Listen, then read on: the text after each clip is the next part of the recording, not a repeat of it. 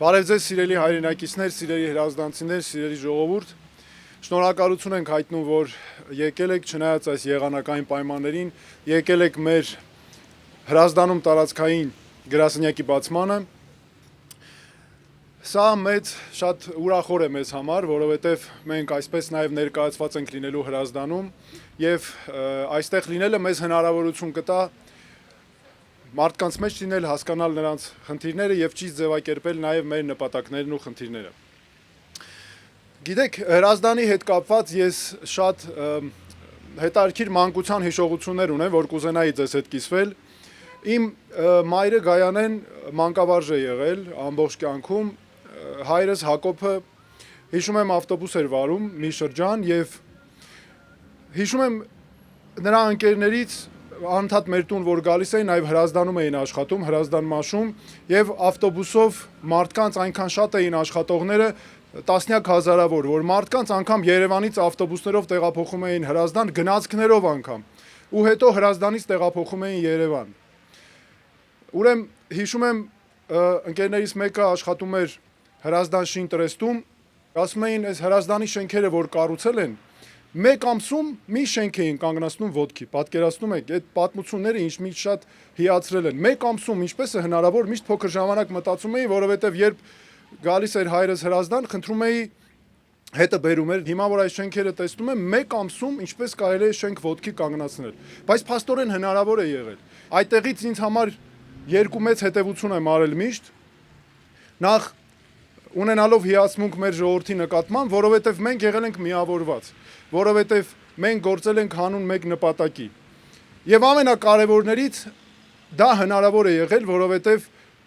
գործը արել են մասնագետները, գործի գլխին կանգնած են եղել մասնագետները։ Եվ սա կարծում եմ շատ կարևոր է ու սա ցույց է տալիս մեր ժողովրդի ուժը, որ մենք եթե ուզում ենք իրար լրացնելով ամեն ինչ կարողանում ենք անել։ Ու մարդիկ աշխատում էին հանուն նպատակի։ Մարդը հստակ գիտեր, որ այն տունը, որ ինքը կառուցում է, հետո գալու են իրենք ապրեն այդ տանը, իրենց թոռներն են ապրելու այդտեղ։ Ինձ օրինակ մանկությունից սովորեցրել են մի շատ կարևոր բան, որ մենք պետք է աշխատենք հանունի համար։ Մենք պետք է աշխատենք միավորված ու մենք պետք է աշխատենք իրար լրացնելով։ Մեզ մոտ այդ դեպքում ամեն ինչ կստացվի։ Ես ուզում եմ շատ վստահությամբ ու հավատով ասել եւ ինձ համար ամեն անգամ երբ գալիս եմ հրազդան, հենց այդ մանկության հուշերն են միշտ արթնացնում իմ մեջ։ Իսկ մենք այսօր այստեղ հավաքվել ենք միասնության թևեր նախաձեռնության գրասենյակը բացելու առիթով։ Մեր նպատակն է միավորված գործել, որպեսզի մենք կարողանանք մեր երկիրը տանել առաջ եւ մեր արժեվ ծառացած խնդիրները կարողանանք միահամուռ բոլորով լուծել։ Մենք պետք է այնպես անենք, որ երիտասարդները չթողնեն գնան, որ երիտասարդները իրենց ապագան տեսնեն մեր երկրում, որպեսզի երիտասարդները իրենց երեխաների, սերունդների ապագան տեսնեն մեր երկրում։ Դրա համար մենք շատ կարևոր ծրագրեր ենք մշակել, որ դրանք ավելի մանրամասն կներկայացնենք, բայց ես մի քանիսը ուզում եմ նշել։ Մենք համոզված ենք, որ Հայաստանի Հանրապետության պետական բուհերում քաղաքացիների համար կրթությունը պետք է լինի անվճար։ Սա շատ կարևոր է։ Մենք արել ենք մասնագիտական հաշվարկներ եւ դա հնարավոր է։ Իսկ եթե դա հնարավոր է, մենք պետք է անենք։ Մենք համոզված ենք, որ Հայաստանի Հանրապետությունում առողջապահությունը, բուժօգնությունը պետք է լինի ոչ թե ապահովագրությամբ, որ մարդը լրացուցիչ իր գրպանից էլ վճարանի, այլ պետք է լինի համընդհանուր անվճար։ Իհարկե, որպես հնարավորություն, եթե մարդը ուզում է մասնավոր ծառայություններից օգտվել, կարող է։ Բայց առողջապահական ծառայությունները պետք է անվճար լինեն։ Ինչու՞ տրամաբանությունը որն է։ Մենք ժողովուրդ ջան, մեր երկրում պետք է փոխվի ամբողջությամբ մարդու նկատմամբ վերաբերմունքի տրամաբանությունը։ Եթե մենք չունեցանք առողջ մարդիկ մեր երկրում, թե ֆիզիկապես, թե հոգեպես,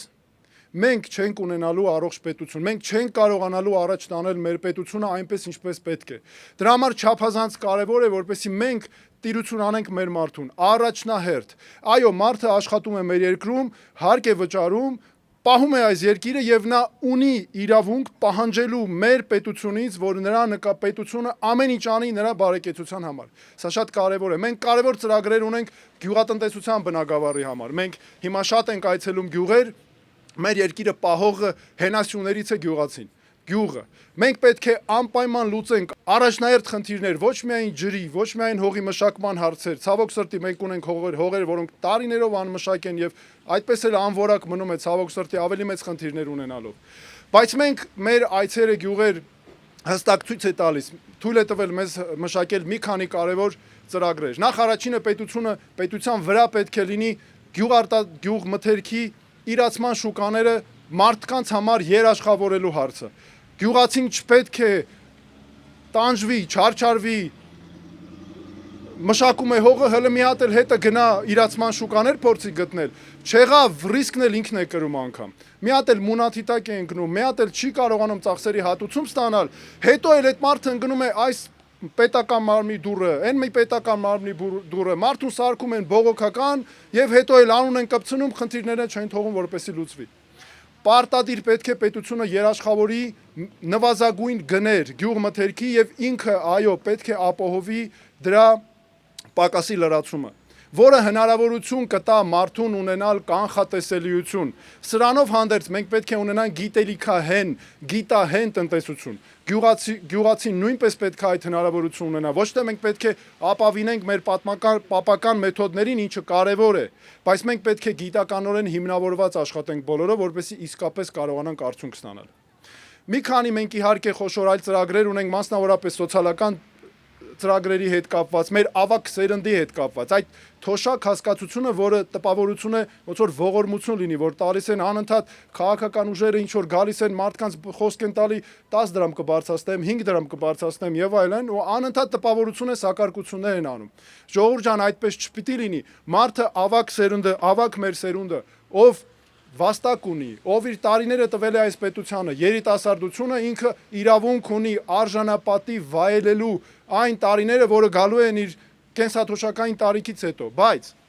մենք դա արդեն կոչելու ենք բոլորովին այլ կերպ։ Մարդը պետք է հասանելիություն ունենա բոլոր ծառայություններին, հենց նրանով պայմանավորված, որ արդեն իր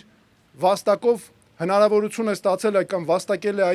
այդ իրավունքը պետության կողմից նման վերաբերմունքի։ Գիտեք, ես ուզում եմ նաև հստակ մեկ բան ասել, ժողովուրդ ջան, մենք պետք է հույսներս դնենք մեր վրա։ Սխալ է այն տրամաբանությունը միշտ եղել, որ մենք ինչ-որ տեղեր հովանավորներ ենք փնտրում։ Դա ճիշտ չէ։ Ինչ որ մի հովանավոր մեզ անընդհատ իր շահերի համար զոհաբերելու է։ Մենք պետք է ունենանք մեր վրա հույսներս դնենք, մենք մեզ առաջ տանենք։ Է որ ասում է եղունգ ունես գլուխդ քորի։ Մենք պետք է եւ ուրիշին էլ անուն մի կպցրու։ Մենք պետք է հասկանանք, որ ամեն մի պետություն, ամեն մեկը ունի իր շահերը, իր հարցերը, բայց մենք պետք է հասկանանք ժողովուրդ ջան, որոնք են մեր շահերը, որոնք են մեր համար անհրաժեշտ խնդիրները, որ պետք է մենք լուծենք։ Դրա համար ենք մենք ղեկավարվում ենք միայն դրանով։ Մեր երկիրը, մեր Հայաստանը, ամբողջ հայ ժողովրդով։ Հրտեք տեսեք մենք ինչքան աշխարհով ունենք սփյուռք, որոնք հզոր մարդիկ են։ Մենք նրանց հետ միասին պետք է աշխատենք այդ ուղղությամբ, միավորված։ Դրա համար է ժողովուրդ ջան, որ մենք մեր սփյուռքի հետ կապված էլ ունենք նաև ասելիքներ, որ մենք իրականում պետք է վերացնենք այդ բարեգործություն ասվածը, որքան էլ որ մեծագույն հարգանքով մեր սփյուռքահայերի նկատմամբ չկա, մեզ չպետք է նայենք, մենք իրար չպետք է նայենք որպես տիրություն անող պատրոնաժ եւ այլն։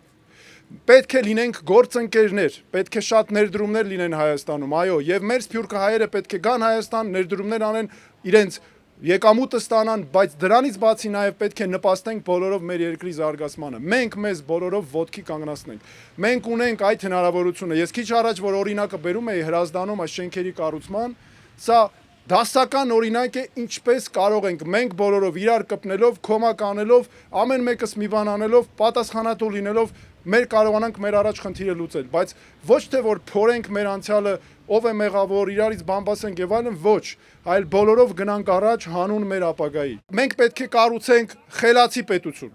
Հայաստանի Հանրապետությունում պետք է լինի պաշտոնյաների բացառիկ բարեվարկություն։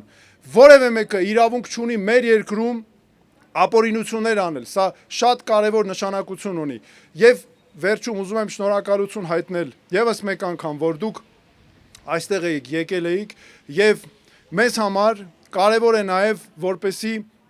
մենք կարողանանք միասնաբար գործել։